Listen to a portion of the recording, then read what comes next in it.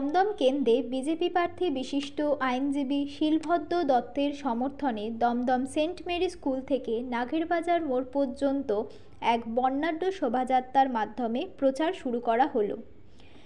মিছিলে বিজেপি কর্মী সমর্থকদের উপস্থিত চোখে পড়ার মতো। পদযাত্রায় পা মেলালেন বিজেপির রাজ্য সভাপতি সুকান্ত মজুমদার। তিনি বলেন, শিলভদ্রবাবু একসময় তৃণমূল কংগ্রেসে ছিলেন এবং তৃণমূল কংগ্রেসের স্বচ্ছ বিধায়কদের একজন।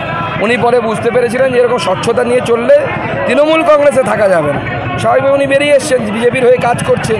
এইবার আমরা তাকে প্রার্থী করেছি, বিপুল ভোটে জিতিয়ে আমরা লোকসভায় মানুষকে এই প্রতিশ্রুতি দেবো, যা যা তৃণমূল করতে পারিনি আমরা সেটা করবো। আমাদের সাংসদ রবীন্দ্রনাথের সাথে কোমর দুলিয়ে নাচবেন। প্রথম কাজ যেটা করবো সেটাই তো প্রথম হবে, কারণ সৌগতবাবু তো কিছু করেননি।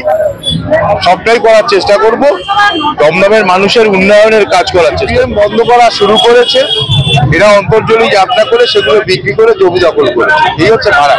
সিপিএম এবং তৃণমূল মিলে বাংলার শিল্প সমৃদ্ধি সাথে শেষ করে দিল। এ তো হবেই।